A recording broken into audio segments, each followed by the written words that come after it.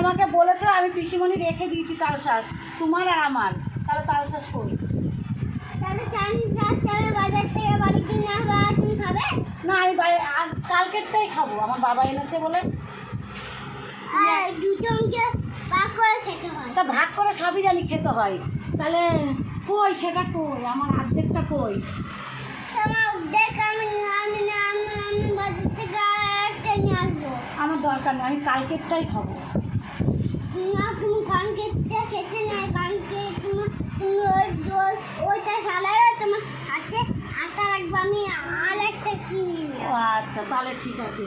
হ্যাঁ, খারাপ হয়ে যাবে, হাতে আটা লাগবে, ঠিক আছে তাহলে বুঝবি। আমি একটু বুঝতে ভুল করেছি।